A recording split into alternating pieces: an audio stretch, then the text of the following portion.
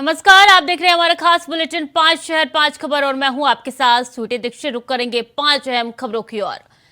विपक्षी एकता के दूसरे दिन की बैठक बेंगलुरु में खत्म हो गई है। 2024 के आम चुनाव में भाजपा को हराने के लिए विपक्ष के 26 दल एक साथ आए हैं।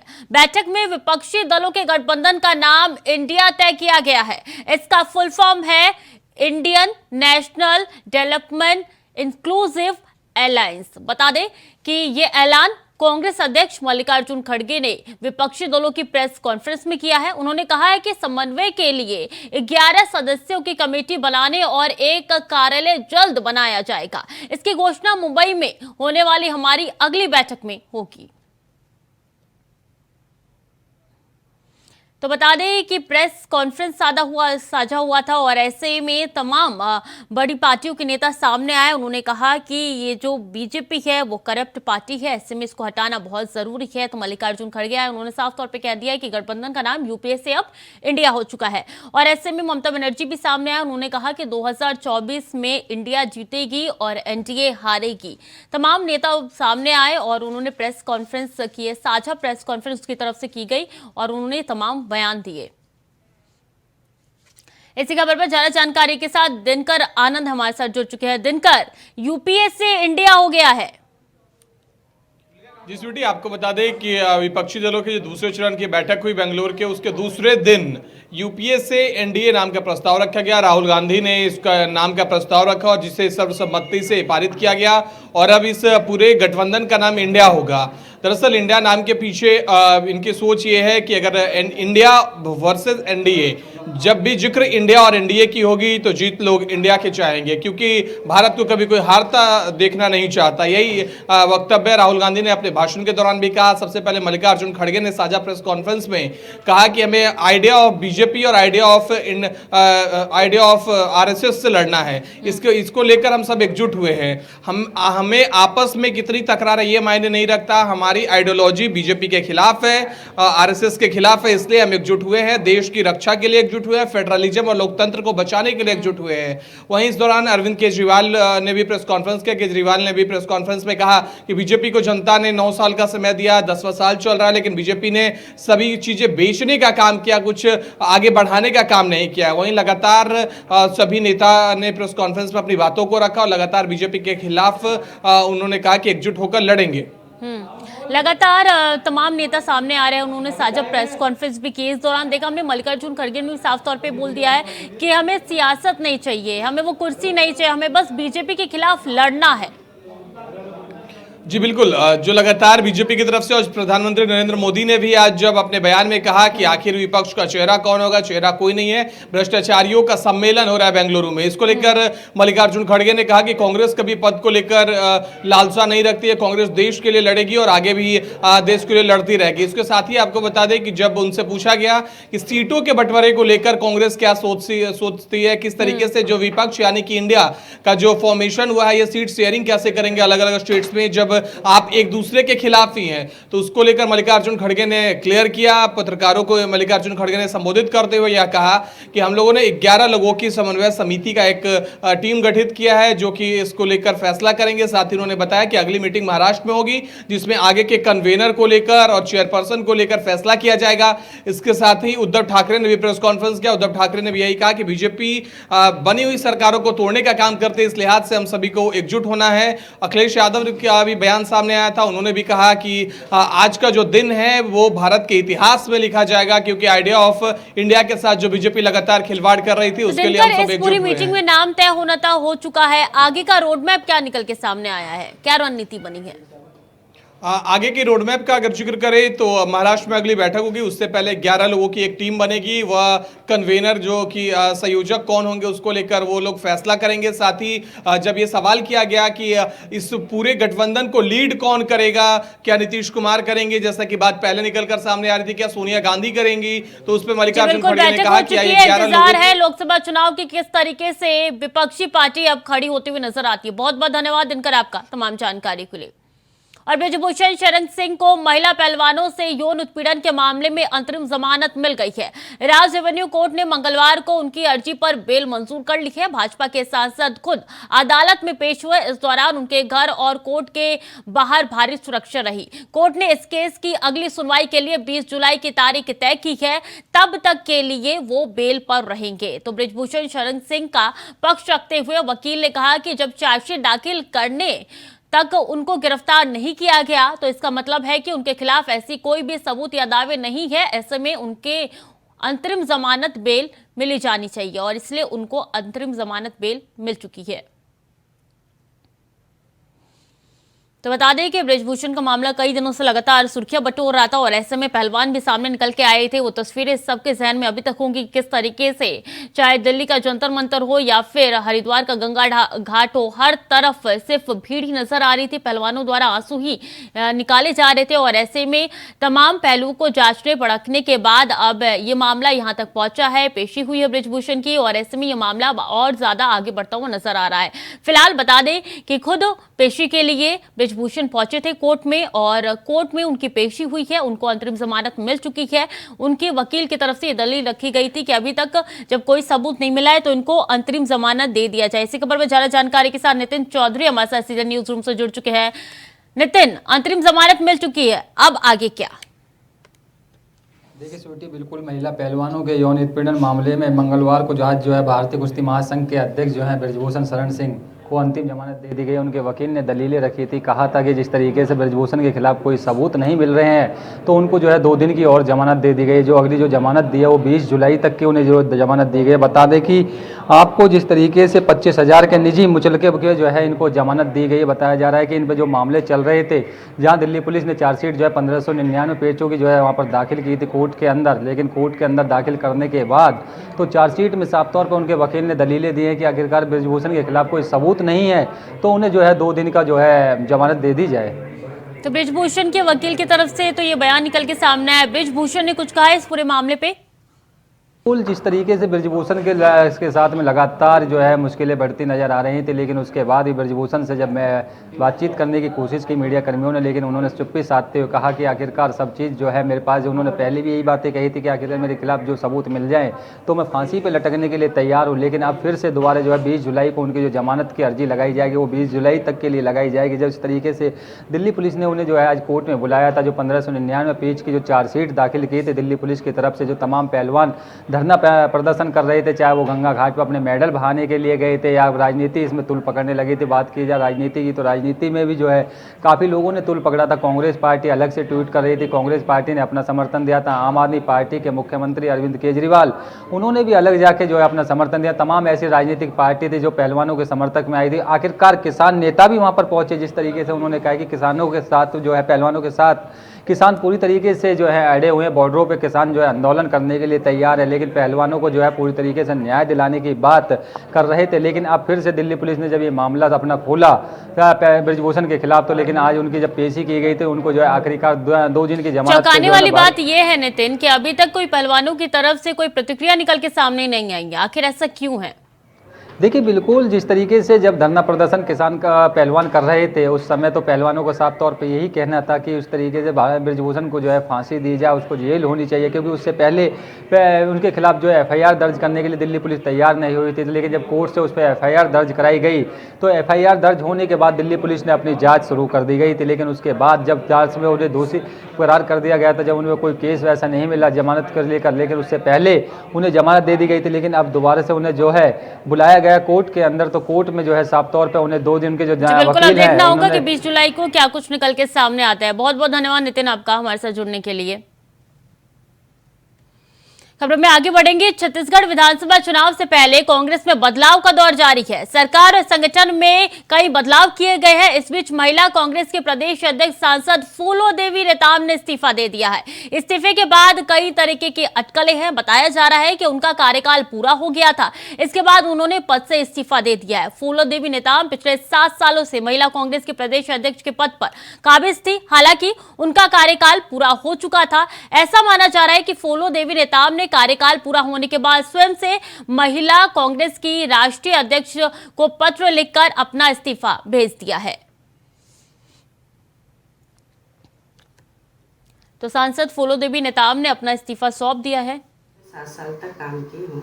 निश्चित तौर पर मैं बहुत कम उम्र में राजनीति में आई और शुरू से कांग्रेस में काम करती रही और कांग्रेस का हाईकमान ने जो जवाबदारी दिया था बहुत अच्छे ढंग से सबके आशीर्वाद से बहुत अच्छा हम महिला कांग्रेस को मजबूत किए हैं और जो भी बहन बनेगी उसके लिए पूरा मैं तैयार करके रखी हूँ। मैं चाह रही हूँ कि किसी और बहन को मौका मिले क्योंकि मैं ऑलरेडी राज्यसभा में भी हूँ और अब हाईकमान जिसको भी जिम्मेदारी देगी तो मेरा पूरा सहयोग रहेगा उसके साथ काम करने का। और आने वाला 2023 के चुनाव में कुछ ही दिन बचा है, यहाँ पे विधानसभा होने वाला है। हम डट के काम करेंगे और कांग्रेस की सरकार बनाएंगे।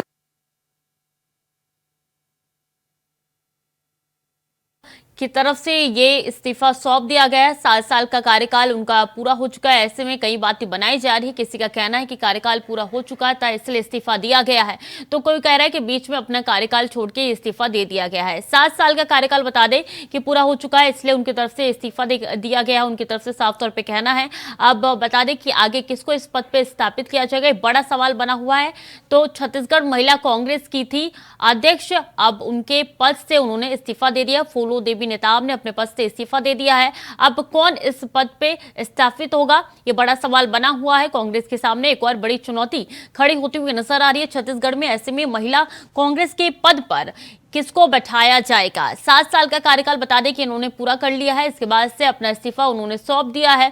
अब बड़ा सवाल यही है कि आखिर इस्तीफा सौंपने के पीछे क्या कारण थे और किसको आगे चल के इस पद पे स्थापित किया जाएगा। जो छत्तीसगढ़ महिला की थी अध्यक्ष और ऐसे में महिला कांग्रेस की अध्यक्ष थी और ऐसे में उनकी तरफ से इस्तीफा दे दिया गया है। तमाम बड़ी बातें इस्तीफा देते हुए उनकी तरफ से कही गई है और ऐसे में उन्होंने कहा कि मेरा कार्यकाल बहुत अच्छा रहा, मैंने अपनी ईमानदारी के साथ काम किया है। आगे जो भी इस पद पे बैठेगा यही उम्मीद की जाती कि वो भी इसी ईमानदारी से काम करेंगे। तो छत्तीसगढ़ महिला कांग्रेस की अध्यक्ष थी फूलो नेताम, उनकी तरफ से इस्तीफा सौंप दिया गया है। 7 साल उन्होंने काम किया है इस पद पे। उन्होंने काम करते हुए तमाम छोटे बड़े बातों का ध्यान रखा है और ऐसे में उनकी तरफ से इस्तीफा दे दिया गया है। इस्तीफा स्वीकार भी कर लिया गया है। तो महिला कांग्रेस अध्यक्ष के पद पे इस्तीफा उन्होंने दे दिया है, पद से इस्तीफा दे दिया है और ऐसे में बड़ा सवाल यह है कि कौन उसकी जगह स्थापित होगा। तो 7 साल का कार्यकाल पूरे होने पर उन्होंने इस्तीफा सौंपा है। ये सांसद फूलो देवी नेताम ने इस्तीफा दे दिया है। बड़ी बातें उनकी तरफ से इस्तीफा देते हुए कही गई है और ऐसे में महिला कांग्रेस अध्यक्ष के पद पे वो तैनात थी, जहां से उन्होंने इस्तीफा दे दिया है। इस्तीफा को स्वीकार भी कर लिया गया है।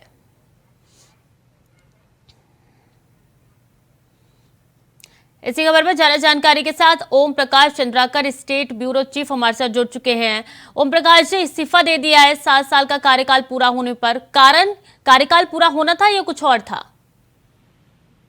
देखिए बिल्कुल, जिस तरह से जो बातें सामने आ रही है कि उनका जो कार्यकाल था वो 7 साल का हो गया था, तो जाहिर तौर पे वो जो है पार्टी के जो एक पार्टी के नियम के तहत वो बंधी हुई है और उन्होंने ये साफ कहा कि 7 साल के कार्यकाल खत्म होने के बाद मैंने इस्तीफा दिया। लेकिन जिस तरह से अभी जो घटनाक्रम चल रहा है छत्तीसगढ़ के अंदर कि पिछले दिनों मोहन मरकाम को अध्यक्ष पद से हटा के उन्हें मंत्री पद दिया गया, तो जाहिर तौर पे कहीं ना कहीं ये अंदेशा जरूर कह सकते हैं कि कांग्रेस के भीतर खाने में कुछ न कुछ जोड़ तोड़ की राजनीति चल रही है। जी, क्या लगता है इनकी जगह किसको उस पद पे स्थापित किया जाएगा? देखिए, किसी का नाम है? फिलहाल इसमें बैठकों का दौर शुरू होगा और फिलहाल जो उपयुक्त नाम नजर आएंगे पार्टी के जो आला कमान है उनको कोई नाम नजर आता है या फिर जो जिनके समर्थक ज्यादा हों, जो कई नामों को शामिल करेंगे इसमें, तो उन्हीं को ये पद मिलेगा। लेकिन फिलहाल अभी किसे दिया जा रहा है इसको लेकर अभी संशय की स्थिति बनी हुई है। ओम प्रकाश, इसमें कोई दोहराई नहीं है कि छत्तीसगढ़ में कांग्रेस लगातार फेरबदल कर रही है, चाहे मोहन मरकाम की बात की जाए या टीएन सिंहदेव की बात की जाए, और ऐसे में क्या लगता है उनका ये फेरबदल कितना काम आने वाला है आने वाले चुनाव में? देखिए, जिस तरह से छत्तीसगढ़ में पिछले 4.5 साल में कांग्रेस की सरकार है, भूपेश बघेल के नेतृत्व में सरकार जो है वो बेहतर काम कर रही है। और सरकार ये नहीं चाहती और यहाँ तक कांग्रेस पार्टी ये नहीं चाहती कि सत्ता उनके हाथ से छिटक जाए। तो इसी के मद्देनजर जो कसावट लाने की जो प्रक्रिया है वो लगातार जारी है। अलग अलग विभागों में, चाहे वो मंत्री लेवल पे हो या संगठनात्मक लेवल पे हो, बदलाव किए जा रहे हैं ताकि एक बेहतर कसावट हो और अन्य जो लोग हैं जिनको मौका नहीं मिला था अब तक पार्टी के भीतर, तो उन लोगों को मौका मिले। तो ये इसी तारतम्य में किया गया ये फैसला है। तो जाहिर तौर पे कांग्रेस जो है सत्ता पाने के लिए जी तोड़ मेहनत कर रही है। तो ठीक 2-3 महीने पहले इतनी बड़ी चेंजेस किस स्तर की सोच रख रही है कांग्रेस छत्तीसगढ़ में? देखिए, मोहन मरकाम की इस्तीफे के बाद से जिस तरह से जो कयास लगाए जा रहे थे, चाहे अगर टीएस सिंहदेव वाले घटनाक्रम की बात करें तो टीएस सिंहदेव को डिप्टी सीएम का पद दिया गया।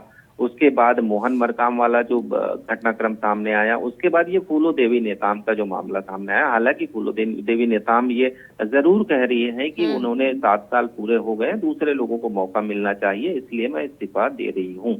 तो दूसरी तरफ हम यही कह सकते हैं कि ये जो कसावट की जो प्रक्रिया है वो फिलहाल अभी चुनाव में छत्तीसगढ़ में दिसंबर में चुनाव होने हैं, तो अभी चुनाव की प्रक्रिया में ज्यादा वक्त नहीं बचा है। ऐसे में ये जो राजनीति के जो जानकार है वो भी समझ नहीं पा रहे हैं कि आखिर ऐसा क्या हो रहा है कि अचानक से इस तरह से जो फैसले जो है संगठन द्वारा या फिर नेताओं द्वारा लिए जा रहे हैं। तो फूलो देवी नेताम का आगे क्या कुछ कदम रहने वाला है? क्या उनको कोई और पद दिया जाएगा? कोई अंदरूनी जानकारी निकल के सामने आई है क्या ओम प्रकाश जी?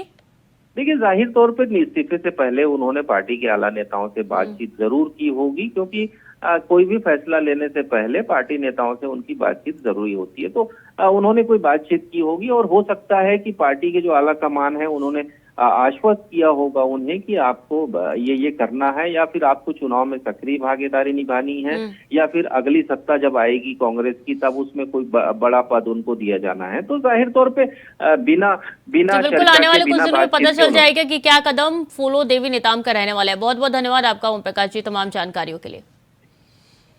और आगरा में यमुना नदी अपने पूरे उफान पर है। नदी किनारे बसे गांव के लोगों का सामान भी बहने लगा है। बता दें कि बाढ़ आने की वजह से किसानों को काफी दिक्कतों का सामना करना पड़ रहा है। उनका अनाज और भूसा बाढ़ में बह गया है। साथ ही 3 ग्रामीणों ने खुद को बचाने के लिए कूप पर बैठ गए हैं। गोताखोरों ने मोटर बोट द्वारा कूप पर बैठे 3 ग्रामीणों का रेस्क्यू किया है।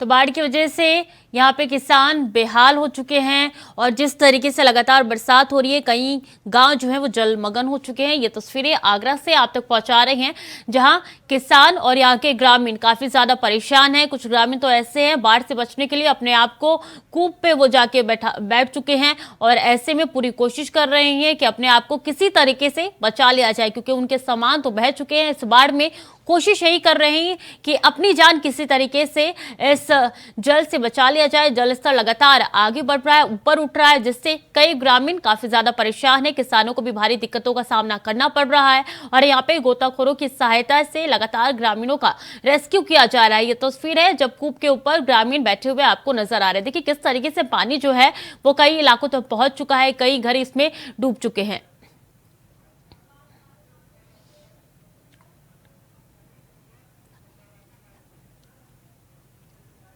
इसी खबर पर ज्यादा जानकारी के साथ समीर गुज्जर हमारे साथ जुड़ चुके हैं। समीर, अभी क्या हालत वहां पे है? जी आपको बता दो, जैसे लगातार पहाड़ी क्षेत्रों में तेज बारिश है तो कहीं ना कहीं आगरा में यमुना ने अपना रुद्र रूप धारण कर लिया है। जब 3 व्यक्ति जब यमुना नदी के तेज बहाव में बहे तो अपनी जान बचाने के लिए घुस के दूरी पर कूप पर बैठ गए। आपको बता दें गोताखोरों ने लगातार कई घंटे मशक्कत के रेस्क्यू फोर्स किया, उसके बाद उनकी जान बच पाई। जी आसपास के कितने गांव प्रभावित नजर आ रहे हैं बाढ़ से? करीब जैसा कि देखा जाए करीब वहाँ लगभग जो देहात क्षेत्र गांव है कम से कम 40 से 45 गांव लगातार बाढ़ से प्रभावित हो चुके हैं और एक बड़ा संकट किसानों के लिए बना हुआ है और कहीं ना कहीं किसानों की पूरी फसल बर्बाद हो चुकी है। ये एक चिंता का विषय आगरा देहात के किसानों के लिए है। जी, रेस्क्यू ऑपरेशन जारी है कि उनको सुरक्षित स्थानों पर पहुंचाया जा रहा प्रशासन की तरफ से, कैसा काम चल रहा है वहाँ? प्रशासन लगातार चप्पे चप्पे पर मौजूद है, यमुना के किनारे मौजूद है, रेस्क्यू लगातार चल रहा है और आगरा प्रशासन भी लगातार तमाम आदेश कर रही है और गांव-गांव जाकर लोगों को समझा रही है कि पानी से दूर रहें और कहीं ना कहीं ये एक बड़ी बात बनी हुई है, चिंता का विषय बना हुआ है किसानों के लिए। जी, जानकारी ये भी निकल के सामने आ रही है कि बाढ़ के पानी में उनका चारा भी बह गया है, उन्होंने जो सामान इकट्ठा किया था वो भी बह गया है। तो किस तरीके से यहाँ पे काम किया जा रहा है ताकि लोगों को ज्यादा से ज्यादा बचाया जा सके इस बाढ़ से? जो यमुना किनारे जो जितने भी गाँव बने हुए हैं सबके जैसे भैंसों के लिए चारा है, लोगों के खाने पीने का सामान, सारी चीजें पानी के बहाव में बह चुकी हैं। तो कहीं ना कहीं लगातार और प्रशासन भी कहीं ना कहीं लगातार अपनी रेस्क्यू कर रही है, लोगों के सामान की सुरक्षा कर रही है, लोगों को बचाव हेतु तमाम उद्देश्य दे रही है। जी सनी, बहुत बहुत शुक्रिया आपका तमाम जानकारियों के लिए। और सिद्धार्थनगर शौरतगढ़ थाना क्षेत्र के कोरीडिया गांव में सोमवार शाम को रसगुल्ला खाना बच्चों को महंगा पड़ गया। दरअसल गांव के बच्चों को पड़ोस में रहने वाले एक शख्स ने अपने घर में रसगुल्ले खिलाए। इसके कुछ देर बाद ही सभी बच्चे और कुछ बड़े लोगों को पेट में दर्द हुआ, फिर उल्टी शुरू हो गई। आनन फानन में सभी को सीएससी शौरतगढ़ में ले जाया गया, जहां उनकी हालत अब ठीक बताई जा रही है। इस घटना की जानकारी होते ही जिले के आला अधिकारी अस्पताल पहुंचे और सभी बच्चों से बात कर मामले की जानकारी ली।